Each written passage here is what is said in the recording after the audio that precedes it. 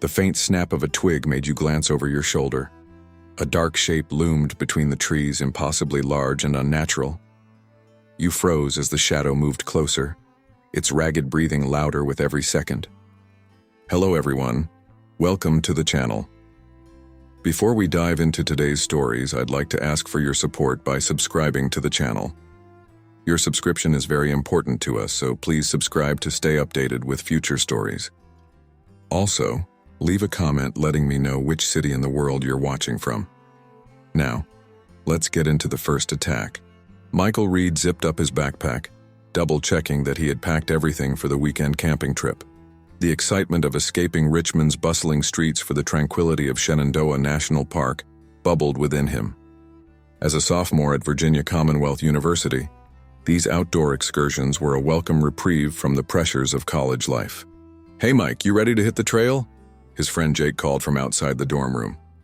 "Just about," Michael replied, slinging the pack over his shoulder. He grabbed his hammock and headed out, joining Jake in the hallway. The drive to Shenandoah was filled with animated chatter about their classes, upcoming exams, and the girls they were trying to impress. As they entered the park, the towering trees and winding roads transported them to another world. "Man, I can't wait to get out there," Jake said, his eyes scanning the lush greenery. "It's been too long since our last trip." Michael nodded in agreement. "Yeah, it's gonna be great. Nothing but us and nature for the next couple of days." They parked at the trailhead and set off, the weight of their packs a comforting reminder of the adventure ahead. The late afternoon sun filtered through the canopy, casting dappled shadows on the path before them. After a few hours of hiking, they reached a small clearing that seemed perfect for setting up camp. The babbling of a nearby stream provided a soothing backdrop as they began to unpack. "This spot looks good," Michael said, surveying the area. "I'm gonna hang my hammock between those two trees over there." Jake glanced at the trees Michael had indicated. "You sure about that, man? Isn't it a bit close to the edge of the clearing?" Michael shrugged. "It'll be fine.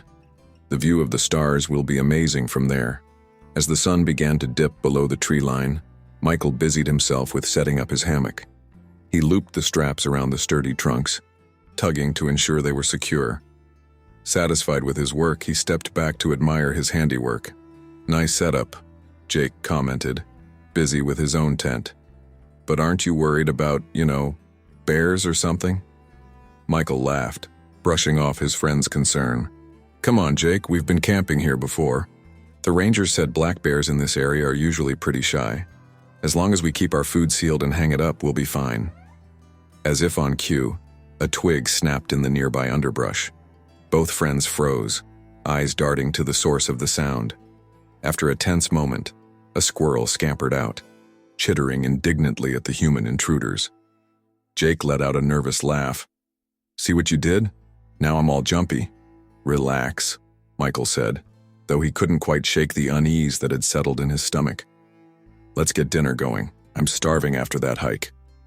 They busied themselves with preparing their meal, the familiar routine of camping helping to ease their nerves. As night fell, they sat around the small campfire, swapping stories and roasting marshmallows. "Hey, did you hear about that bear attack in Yellowstone last month?"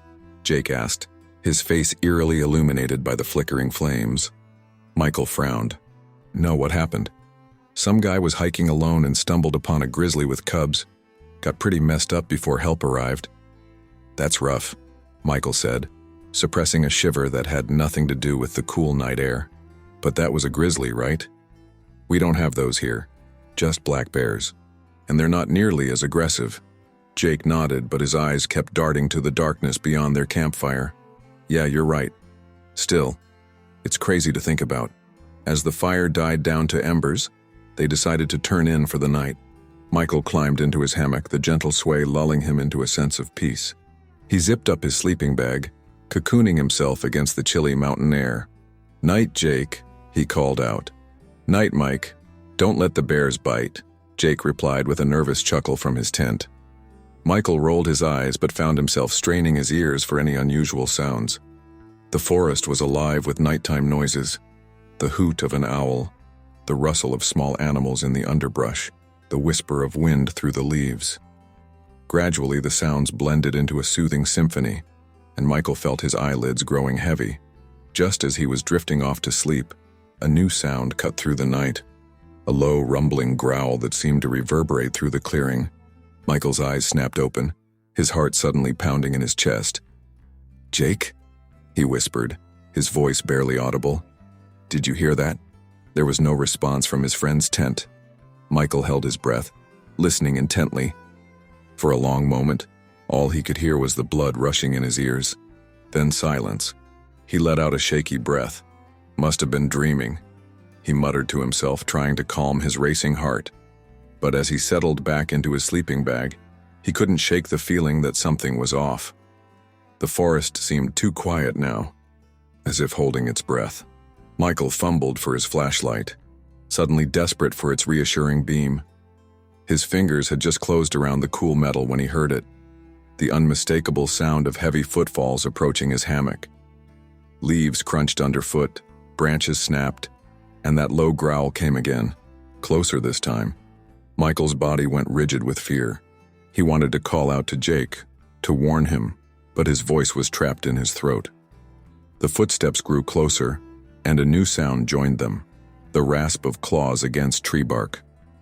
With trembling hands, Michael finally managed to switch on his flashlight. The beam cut through the darkness, illuminating a patch of forest floor just beyond his hammock. For a split second, he saw nothing. Then a massive dark shape moved into view. The bear was enormous, its black fur absorbing the flashlight's beam, but it was the eyes that froze Michael's blood. Two glowing yellow orbs fixed directly on him. Time seemed to stand still as Michael locked gazes with the predator. In that moment, all his confidence about black bears being shy creatures evaporated. This was a wild animal, powerful and unpredictable, and Michael was nothing more than potential prey. The bear let out a deafening roar that shattered the night's silence. Michael's paralysis broke and he opened his mouth to scream for Jake. But before any sound could escape his lips, the world turned upside down. With one powerful swipe, the bear's claws tore through the hammock's fabric like tissue paper. Michael felt a searing pain across his back as he was sent tumbling to the forest floor. The ground rushed up to meet him, knocking the wind from his lungs. Disoriented and gasping for air, Michael could only watch in horror as the bear's massive form loomed over him. The last thing he saw before squeezing his eyes shut was the glint of moonlight on razor-sharp claws descending towards him once more. In that moment, as the sounds of ripping fabric and Jake's startled shouts filled the air, Michael Reed realized that his peaceful camping trip had just become a fight for survival against one of nature's most fearsome predators. Pain erupted across Michael's back as the bear's claws raked through his flesh. The world became a blur of agony and terror as he felt himself being dragged across the forest floor. Leaves, twigs, and rocks scraped against his face and body, adding to the overwhelming sensations assaulting him. "Jake," Michael managed to cry out between gasps of pain. "Help me!" The bear's hot, fetid breath washed over him as it dragged him further from the campsite. Michael could hear the thunderous pounding of his own heart, nearly drowning out the low growls of the massive predator. Suddenly, the bear released its grip, and Michael found himself face down on the ground, trembling uncontrollably. He dared not move, fearing that any action might provoke another attack. The bear's heavy breathing was close. Too close. Michael could sense its presence looming over him, and he braced himself for what he was sure would be the killing blow. The sound of snapping jaws inches from his head made Michael flinch violently. He could feel the rush of air as the bear's mouth closed just shy of his skull. A whimper escaped his lips, and he squeezed his eyes shut, silently praying for it to be over quickly. In that moment of despair, a familiar voice cut through the chaos. "Michael! Oh my God! Hey, hey, over here!" Jake's shouts were followed by the beam of a flashlight cutting through the darkness. The bright light swept over Michael and the bear, momentarily confusing the animal. Michael felt the bear's weight shift away from him, and he seized the opportunity. Ignoring the searing pain in his back and shoulder, Michael scrambled away on all fours. His movements were clumsy and frantic, driven by pure adrenaline and the primal need to escape. He could hear the bear's confused huffs behind him as Jake continued to shout and wave the flashlight. "That's it, Mike! Come on, move!" Jake yelled, his voice tight with fear and urgency. Michael's right arm gave way as he tried to push himself up, sending a jolt of agony through his shoulder. He cried out in pain but kept moving, dragging himself toward Jake's voice and the safety it promised. The bear, momentarily disoriented by the sudden light and noise, let out a thunderous roar that seemed to shake the very ground. The sound spurred Michael to push harder, ignoring the protests of his battered body. As he neared Jake, Michael risked a glance over his shoulder. The bear was still there, its massive form silhouetted against the darkness of the forest. It seemed to be wavering, torn between pursuing its prey and retreating from the unfamiliar threat of the flashlight.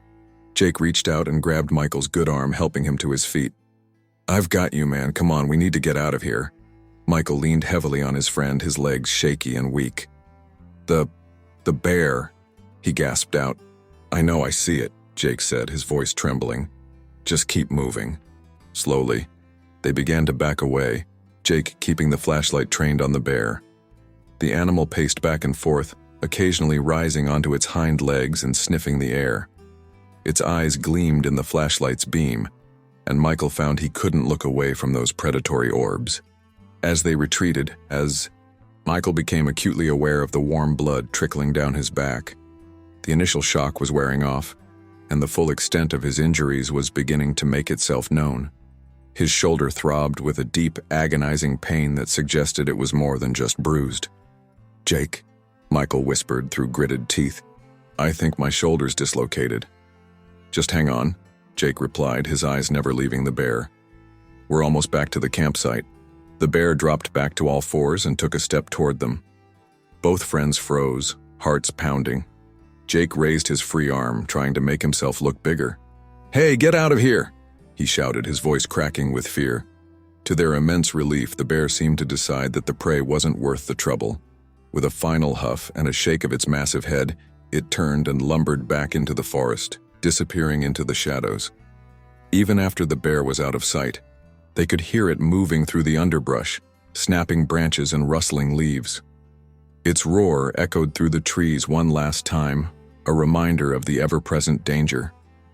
Jake and Michael stood still for several long moments, straining their ears and eyes for any sign of the bear's return.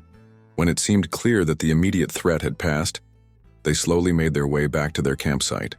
As they emerged into the small clearing, the full extent of the chaos became apparent.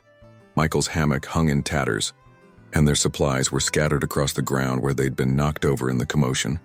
Jake helped Michael sit down on a fallen log, then quickly rummaged through his backpack for the first aid kit.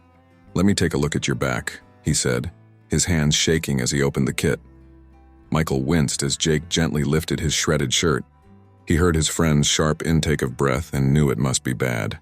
How bad is it?" Michael asked, almost afraid to hear the answer. Jake hesitated before responding. You've got some deep cuts, man. The bleeding isn't too bad, but we need to clean these out. And your shoulder?" Michael nodded, biting his lip against the pain. "Yeah, I think it's dislocated. When the bear grabbed me, I felt something pop." As Jake began to clean the wounds on Michael's back, the reality of what had just happened started to sink in. Michael found himself trembling uncontrollably, a mix of adrenaline crash and shock setting in. "I can't believe that just happened," he said, his voice barely above a whisper. "Jake, if you hadn't come when you did." Jake paused in his ministrations, placing a comforting hand on Michael's uninjured shoulder. "Hey, don't think about that. You're okay. We're okay. That's what matters." Michael nodded, but he couldn't shake the image of the bear's yellow eyes or the feeling of its hot breath on his skin. Every snapping twig and rustling leaf in the surrounding forest made him flinch, convinced that the bear was coming back to finish what it had started. "We need to get out of here," Michael said, panic rising in his voice. "What if it comes back? What if there are more?" Jake finished bandaging Michael's back as best he could with their limited supplies. "You're right, we can't stay here, but Mike, your shoulder and these wounds, I don't know if you can make the hike out tonight." Michael shook his head vehemently. "I don't care. I can't stay here, Jake. I can't." The fear in Michael's voice was palpable, and Jake nodded in understanding. Okay. Let's pack up what we can. We'll leave at first light. It's too dangerous to try navigating the trail in the dark." As they hastily gathered their scattered belongings, every sound from the forest seemed amplified. The night that had once seemed peaceful now felt oppressive and threatening. Michael kept expecting to see those glowing yellow eyes watching them from the shadows. They huddled by the rekindled fire, too terrified to sleep. Michael cradled his injured arm, trying to find a position that didn't send waves of pain through his shoulder. The adrenaline was wearing off, leaving him exhausted but too wired and afraid to rest. "Jake," Michael said after a long silence. "Thanks for saving my life back there." Jake met his friend's eyes across the fire. "You'd have done the same for me. Try to get some rest if you can. We've got a long hike ahead of us tomorrow." As the fire crackled and popped, casting flickering shadows around their camp, Michael Reed sat wide-eyed and alert. The longest night of his life stretched before him, filled with pain, fear, and the haunting certainty that somewhere out there in the darkness, a bear was prowling, and that he would never feel truly safe in the wilderness again. The campfire's flames danced erratically, casting long shadows that seemed to reach out like grasping claws. Michael Reed sat hunched over, his good arm cradling the injured one, while Jake kept a vigilant watch on the surrounding darkness. The night air, once refreshing, now felt oppressive and thick with danger. "How are you holding up, Mike?" Jake asked, his voice barely above a whisper. Michael grimaced, shifting slightly. "Been better. My back's on fire and my shoulder." He trailed off, unable to fully articulate the pain. Jake nodded sympathetically. "First light. We're out of here. Just a few more hours." As if in response to their hushed conversation, a twig snapped in the nearby brush. Both friends tensed, eyes wide and searching the shadows. "It's probably just a squirrel," Jake said, though his white-knuckled grip on the flashlight betrayed his nervousness. Michael wasn't convinced. Every sound, every shadow seemed to hide a potential threat. The memory of yellow eyes and hot breath was too fresh, too vivid to dismiss. "Maybe we should try to leave now," Michael suggested, his voice tight with barely contained panic. Jake shook his head firmly. "No way, man. It's too risky in the dark. We could get lost or worse. We stick to the plan, leave at first light." Reluctantly, Michael nodded. He knew Jake was right, but the thought of spending one more minute in these woods was almost unbearable. As the night wore on, exhaustion began to set in, warring with their heightened state of alertness. Michael's injuries throbbed in time with his heartbeat, a constant reminder of how close he'd come to death. "Jake," Michael said after a long silence, What if it comes back?" Jake met his friend's eyes across the fire. "Then we'll deal with it. We've got the fire, the flashlight. We're prepared now." Michael wasn't so sure. The bear's strength, its raw power, was unlike anything he'd ever experienced. He doubted a flashlight would do much good if it decided to attack again. A rustling in the leaves sent Michael's heart racing once more. Jake quickly stood up, shining the flashlight in the direction of the sound. The beam cut through the darkness, illuminating. Nothing. "See? Probably just the wind," Jake said, though he remained standing scanning the area. Michael let out a shaky breath. "Yeah, probably." As Jake sat back down, Michael winced, a fresh wave of pain washing over him. He tried to adjust his position, but every movement sent spikes of agony through his shoulder and back. "Let me take another look at those wounds," Jake said, noticing his friend's discomfort. Michael nodded, gritting his teeth as Jake gently peeled back the makeshift bandages. The sharp intake of breath from his friend told Michael all he needed to know. "That bad, huh?" he asked, trying to keep his voice light. Jake hesitated before responding. "It's not great. The bleeding's mostly stopped, but these cuts are deep. And your shoulder. Man, we really need to get you to a doctor." The gravity of Jake's tone sent a chill down Michael's spine. He'd known it was bad, but hearing it confirmed made it all the more real. "Hey," Jake said, noticing the fear creeping into Michael's eyes. "You're gonna be okay. We'll get out of here first thing, get you patched up. You'll have some badass scars to show off to the ladies, that's all." Michael managed a weak smile at his friend's attempt at humor. "Yeah, nothing says sexy like mauled by a bear, right?" They shared a brief chuckle, the sound seeming out of place in the tense atmosphere of their camp. But the moment of levity was short-lived as another sound echoed through the trees, a low, distant growl. Both friends froze, the laughter dying on their lips. Michael's eyes darted frantically around the clearing, while Jake stood up slowly, flashlight at the ready. "It's far off," Jake said, trying to sound reassuring. Probably not even the same bear, but Michael wasn't listening. In his mind, he was back on the forest floor, feeling the bear's claws ripping into his flesh. His breathing became rapid and shallow, the beginnings of a panic attack setting in. "Mike, hey, look at me," Jake said, kneeling in front of his friend. "You're okay, we're okay, just breathe, all right?" Michael nodded, struggling to control his breathing.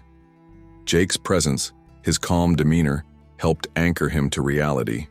As the panic slowly subsided, exhaustion crashed over Michael like a wave. The adrenaline that had been keeping him alert was wearing off, leaving him drained and aching. "Why don't you try to get some rest?" Jake suggested. "I'll keep watch." Michael shook his head. "I don't think I could sleep if I wanted to. Every time I close my eyes, I see." He didn't need to finish the sentence. Jake understood. "All right, then we'll both stay up. Tell you what, why don't you tell me about that girl in your psych class, the one you've been too chicken to ask out?" Michael appreciated Jake's attempt at distraction. "Sarah? Man, where do I even start?" As Michael began to talk about Sarah, her smile, the way she always had the smartest comments in class, he felt some of the tension leave his body. The pain was still there, a constant throb, but talking about normal, everyday things helped push the terror to the background, if only for a moment. The night crawled by with agonizing slowness. Every sound, every shadow kept them on edge. They talked in low voices about anything and everything. Classes, future plans, favorite movies, anything to keep their minds off the very real danger that lurked in the darkness around them. Finally, after what felt like an eternity, the eastern sky began to lighten. The first rays of dawn filtered through the trees, bringing with them a semblance of safety. "First light," Jake said, standing up and stretching. "Let's get the hell out of here." Michael nodded, wincing as he tried to stand. Jake quickly moved to help him, supporting his weight as Michael found his balance. "Easy does it," Jake said. "We've got a long hike ahead of us." As they began to pack up what remained of their campsite, Michael couldn't shake the feeling that they were being watched. He kept glancing over his shoulder, half expecting to see the bear emerge from the trees at any moment. "You ready?" Jake asked, shouldering both their packs. Michael took a deep breath, steeling himself for the journey ahead. "As I'll ever be. Let's go." With one last look at the clearing that had become a scene from a nightmare, Michael and Jake set off down the trail.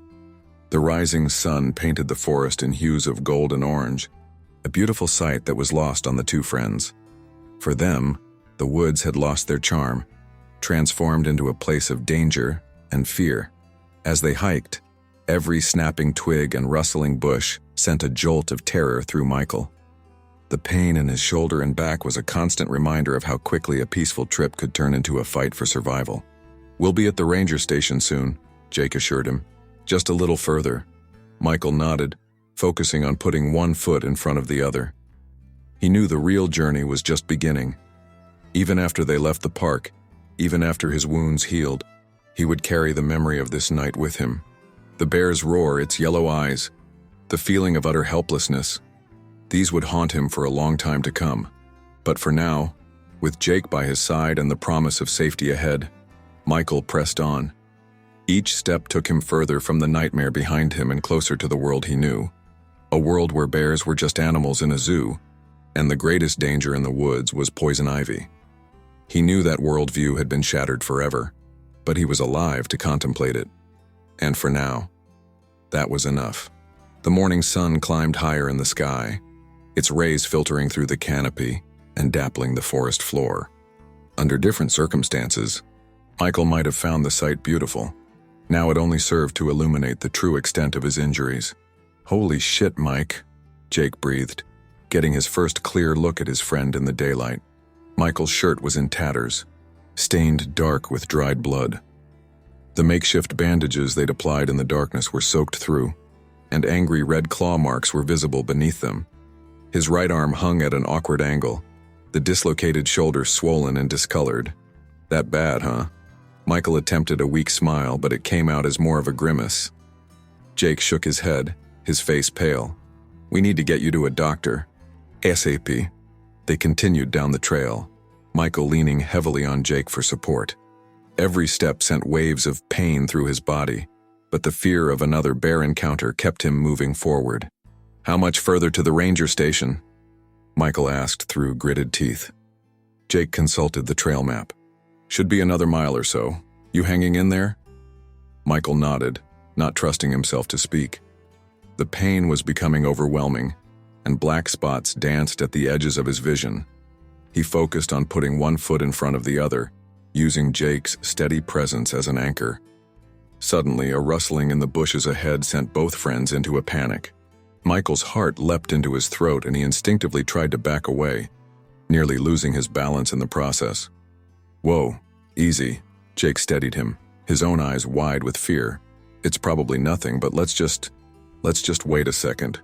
They stood frozen, barely breathing as they stared at the source of the sound. After what felt like an eternity, a young deer emerged from the underbrush. It regarded them curiously for a moment before bounding away into the forest. The tension drained from their bodies, leaving them both shaky and exhausted. Just a deer, Jake laughed nervously. See? Nothing to worry about. But Michael couldn't shake the fear. Every sound, every movement in the forest now held the potential for danger. The woods he had once found so peaceful now felt alien and threatening. They pressed on, the ranger station their beacon of hope. As they rounded a bend in the trail, the small wooden building finally came into view. There it is, Jake said, relief evident in his voice. We made it, Mike. Michael nodded weakly, the last of his strength ebbing away now that safety was in sight. Jake half carried him the final few yards to the station's door. A middle-aged man in a park ranger uniform looked up as they entered, his expression quickly shifting from welcome to concern. Good Lord, what happened to you boys? He asked, rushing around the desk to help Jake lower Michael into a chair. Bear attack, Jake explained breathlessly. Last night, it came out of nowhere, grabbed Mike right out of his hammock. The ranger's eyebrows shot up. A bear attack, are you certain? Michael met the ranger's gaze, seeing the flicker of doubt there. Yeah, he said, his voice hoarse. I'm pretty damn certain about the bear that tried to eat me. The ranger held up his hands placatingly. All right, son.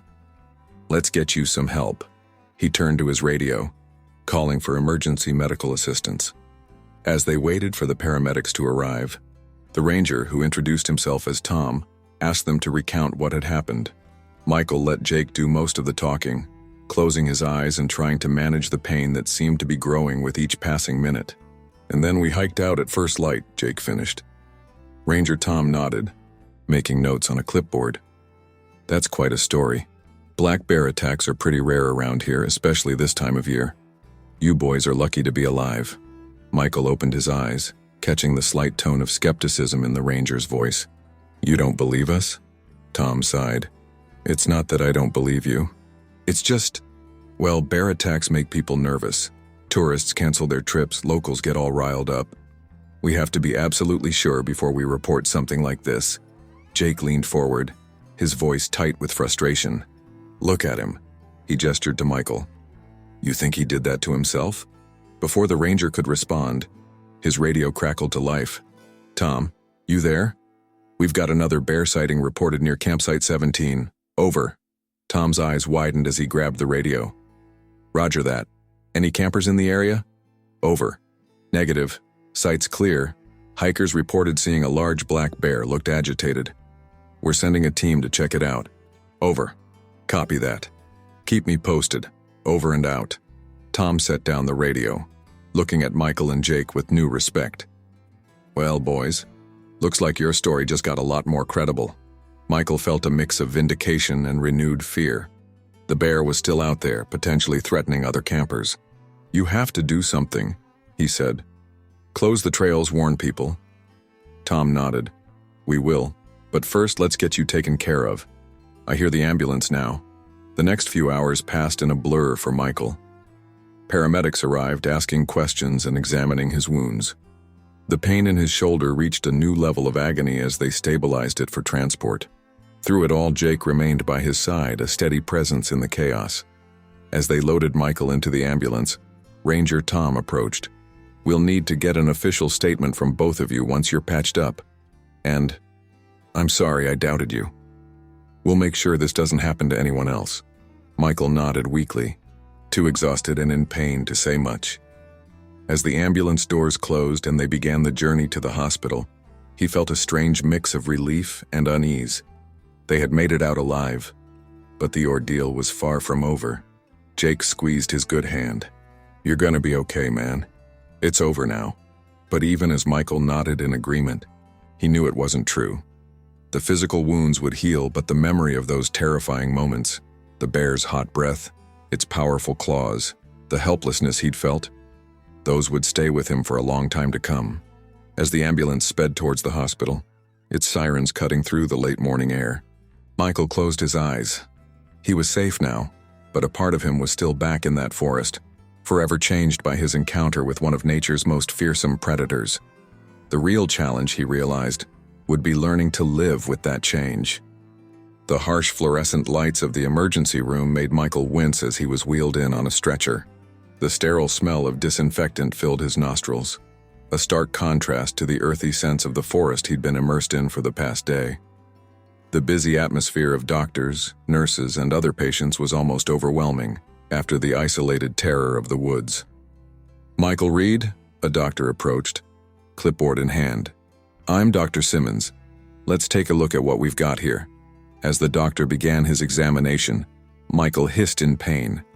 Every touch seemed to ignite a new wave of agony across his back and shoulder. "Can you tell me what happened?" Dr. Simmons asked, his tone professional but kind. Michael took a shaky breath. "I was camping. A bear attacked me, dragged me out of my hammock."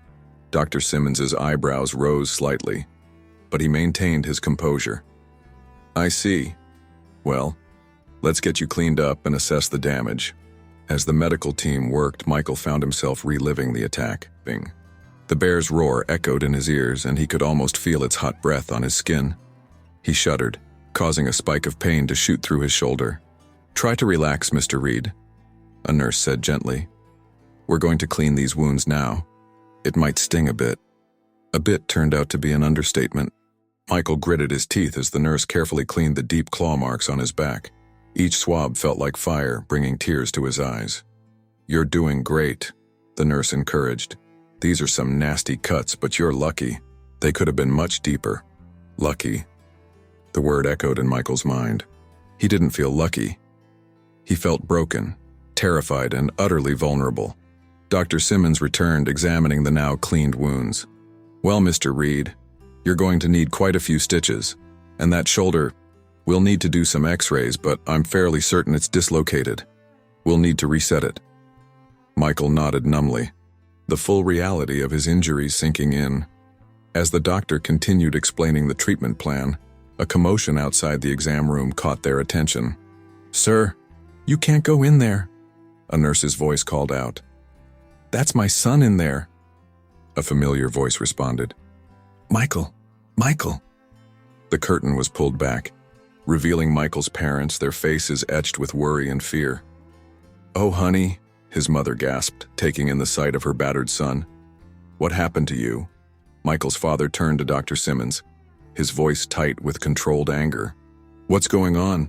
We got a call saying our son was attacked by a bear. How is that possible?" Dr. Simmons held up a calming hand.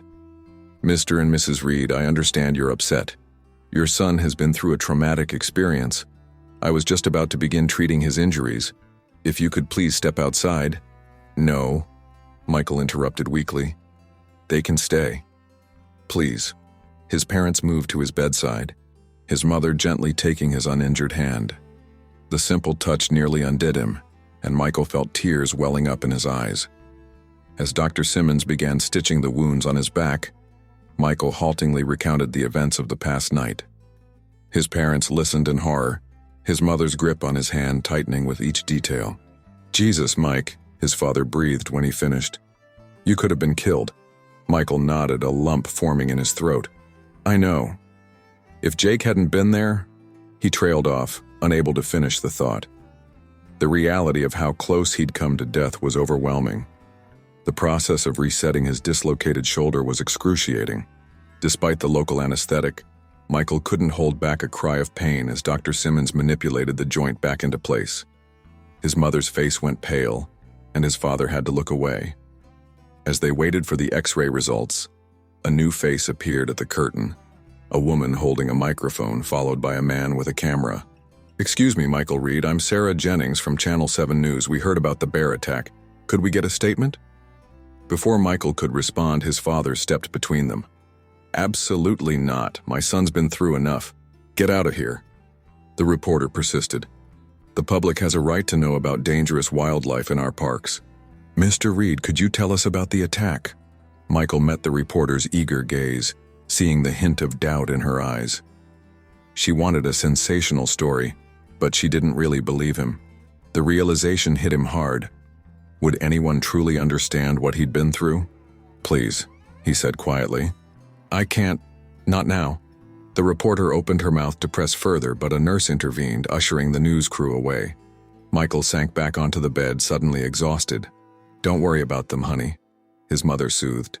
You just focus on getting better.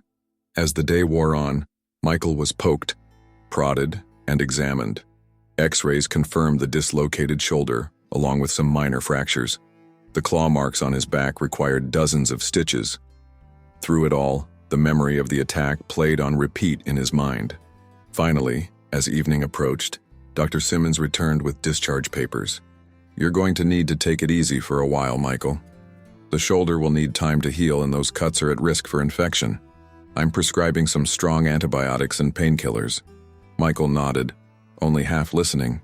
As the doctor continued giving instructions to his parents, Michael's gaze drifted to the window. The sun was setting, painting the sky in shades of orange and pink.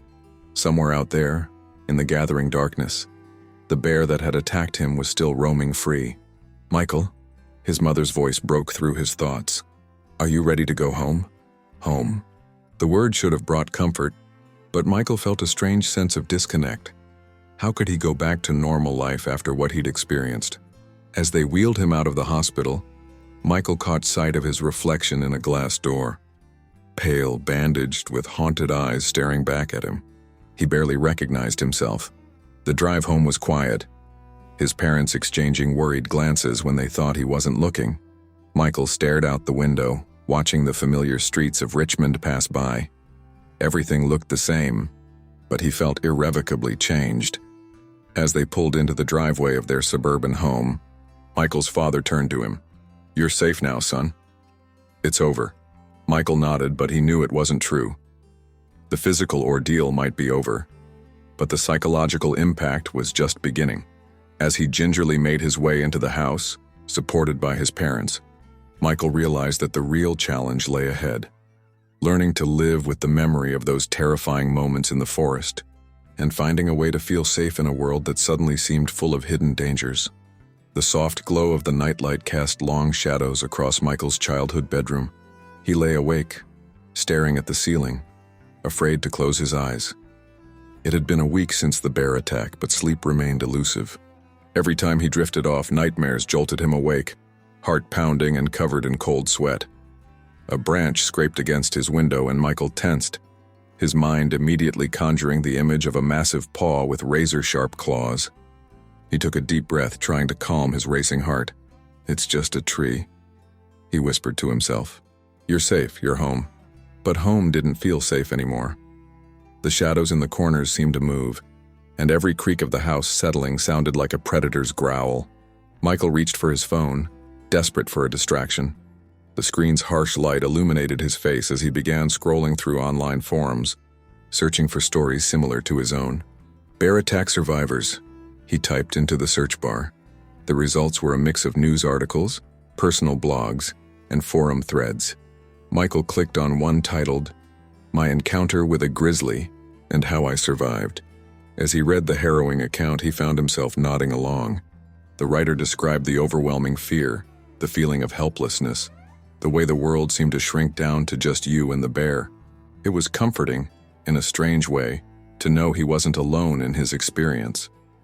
But as he continued reading, doubt began to creep in. The story seemed almost embellished. The writer claimed to have fought off the bear with his bare hands, escaping with only minor scratches. Michael frowned, touching his bandaged shoulder gingerly. His own experience had been far less heroic. He clicked on another link, then another. Some stories rang true, filled with the kind of details only a survivor would know. Others seemed exaggerated or outright fabricated. Michael felt a mix of validation and frustration.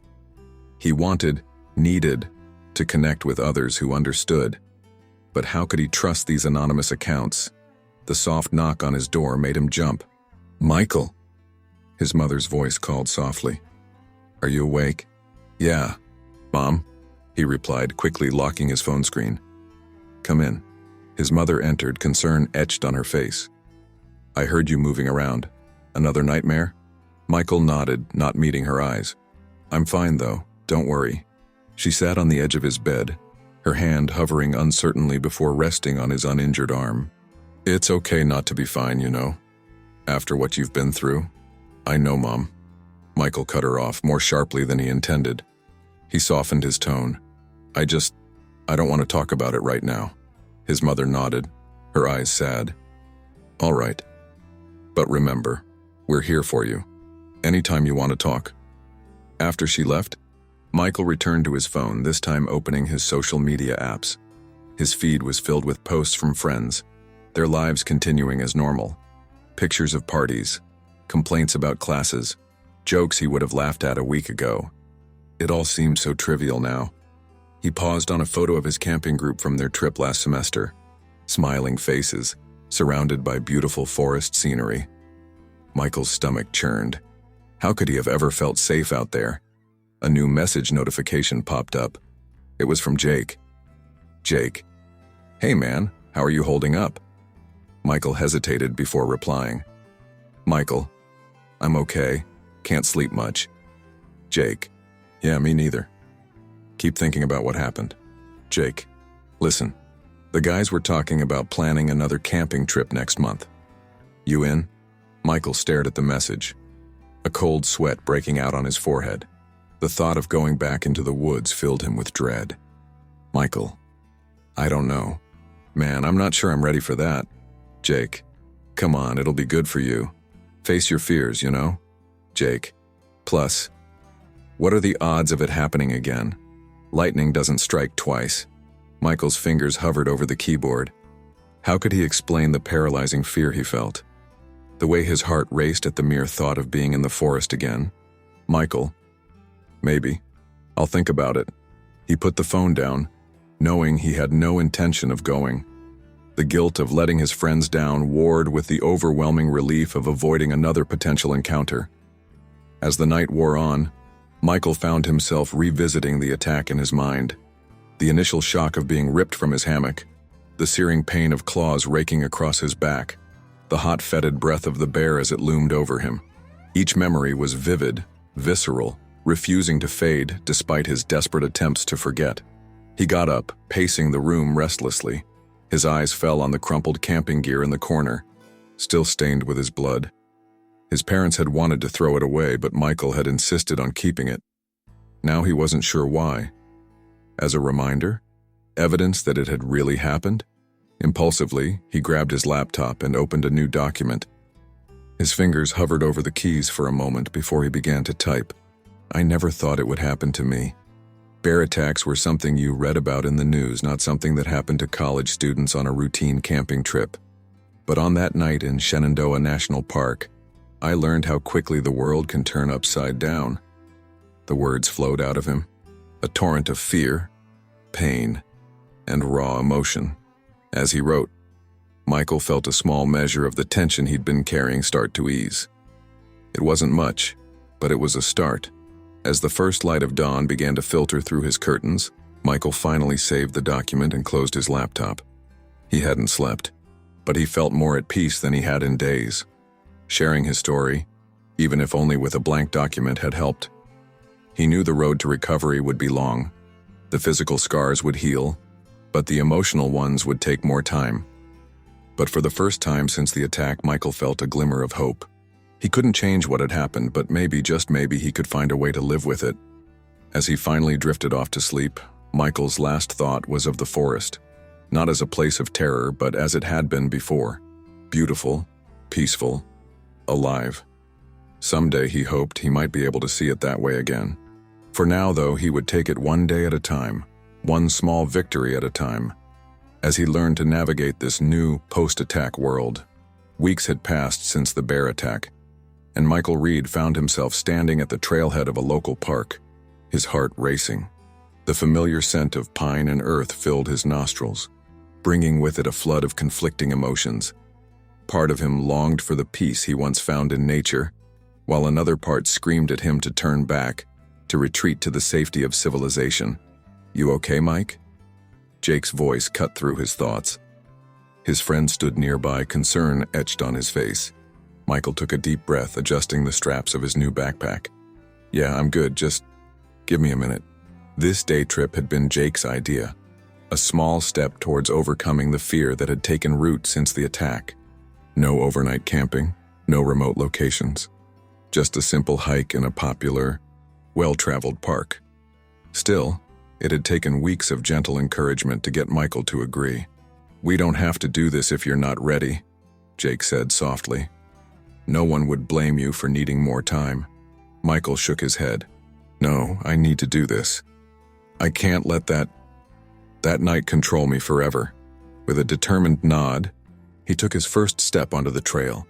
The crunch of gravel under his feet sent a shiver down his spine, but he pressed on. Jake fell into step beside him, maintaining a watchful silence. As they hiked, Michael found his senses on high alert. Every rustle in the underbrush, every snapping twig made him flinch. His eyes darted constantly, scanning for any sign of danger. "So," Jake said after a while, clearly trying to distract him, "how's that story you were working on coming along?" Michael had shared with Jake his late-night writing sessions, where he'd been trying to put his experience into words. "It's coming. Still not sure what I'm going to do with it, though." "You should publish it," Jake suggested. "I bet a lot of people would find it helpful. You know, other survivors or people dealing with trauma." Michael considered this. The idea of sharing his story publicly was both terrifying and oddly appealing. "Maybe. I don't know if I'm ready for that kind of exposure yet." They continued on, the trail gradually becoming steeper. As they rounded a bend, a family coming from the opposite direction appeared. The young children's laughter echoed through the trees, carefree and joyous. Michael tensed, an irrational fear gripping him. Did they not realize the dangers lurking in these woods? Jake, noticing his friend's discomfort, steered them to the side of the trail to let the family pass. "Hey," he said quietly, "remember what Dr. Matthews said. Deep breaths, ground yourself in the present." Michael nodded, focusing on his breathing and the solid earth beneath his feet. Dr. Matthews, his therapist, had been helping him develop coping strategies for moments like these. Slowly, the panic began to subside. As they reached a clearing, Jake suggested they take a break.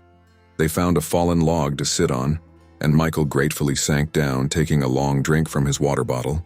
"You're doing great, you know," Jake said, looking out over the view. "A month ago, you wouldn't even step foot in a park." Michael managed a small smile. "Yeah, well, a month ago, I was jumping at every shadow in my own bedroom. And now?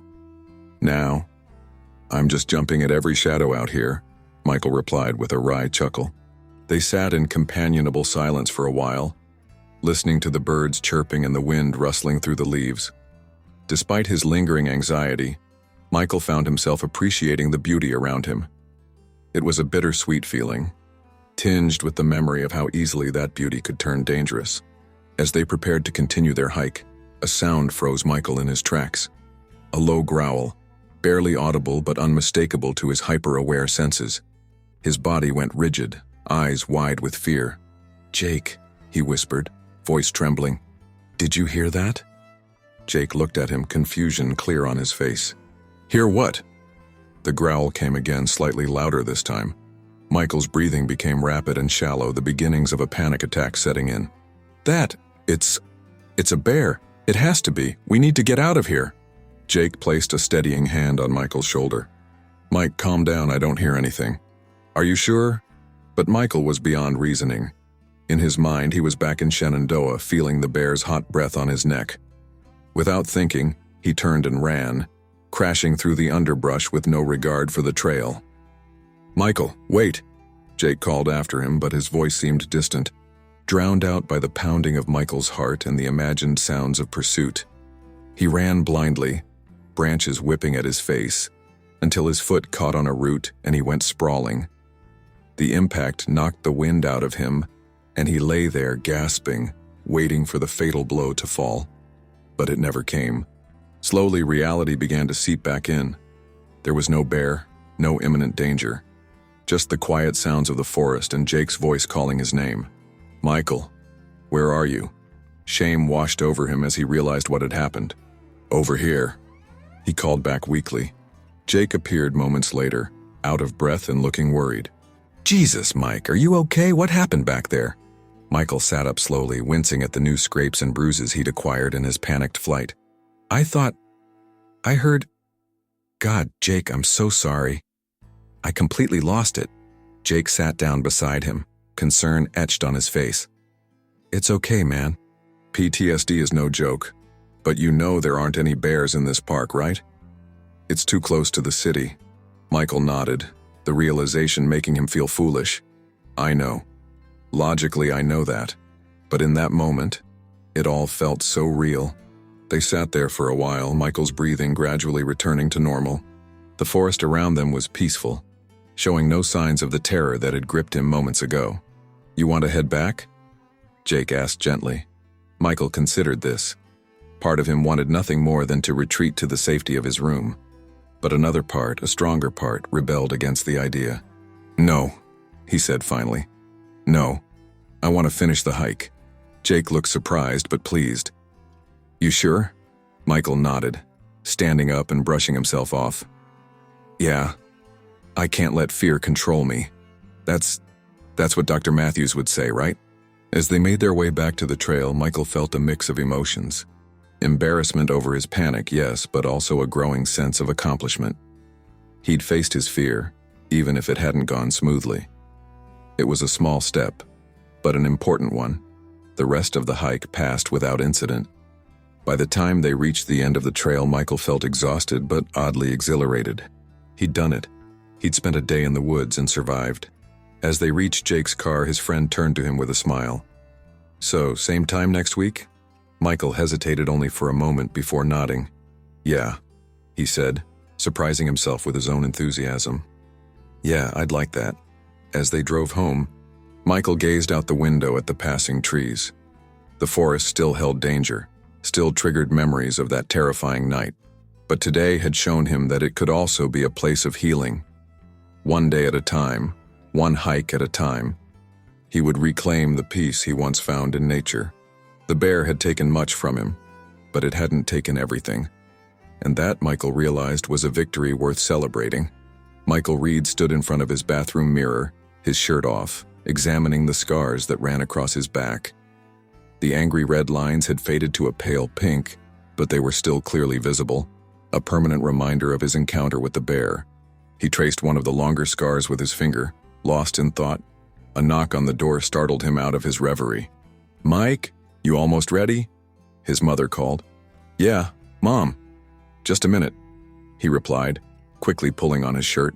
It had been 6 months since the attack and life had slowly begun to return to a semblance of normalcy. Michael had returned to college, throwing himself into his studies as a way to keep his mind occupied.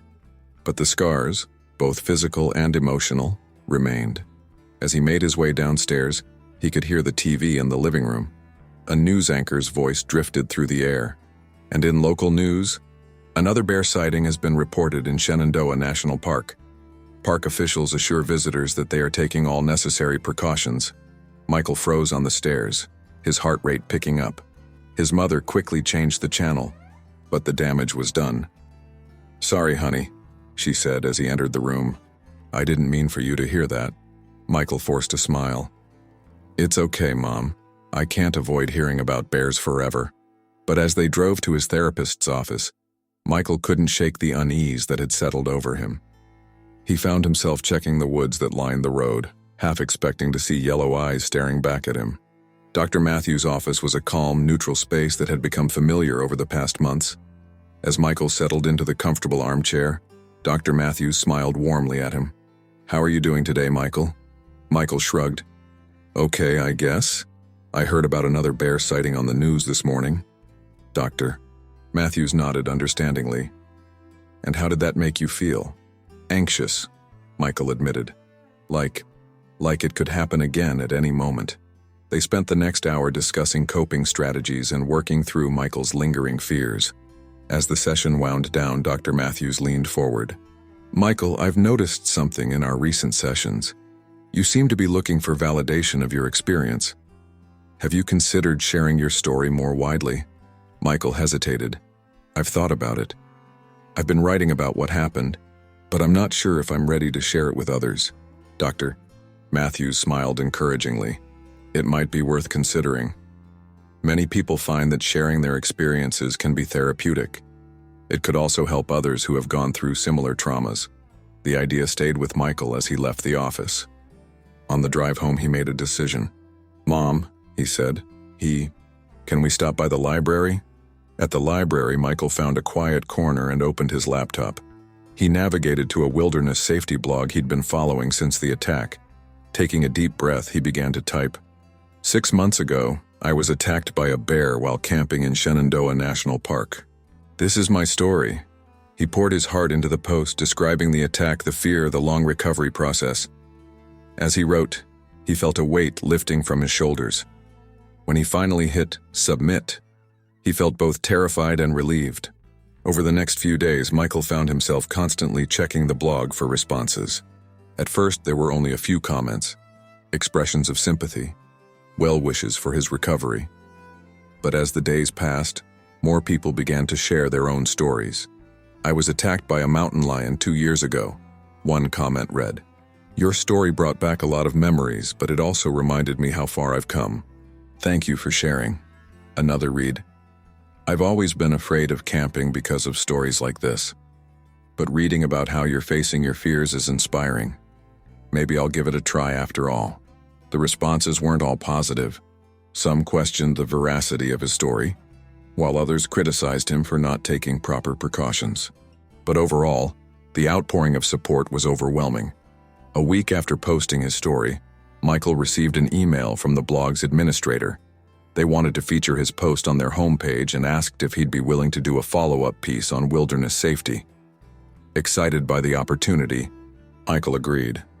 He spent the next few days researching bear safety, proper food storage techniques, and the importance of being prepared in the wilderness. As he wrote, he realized how much he'd learned from his experience.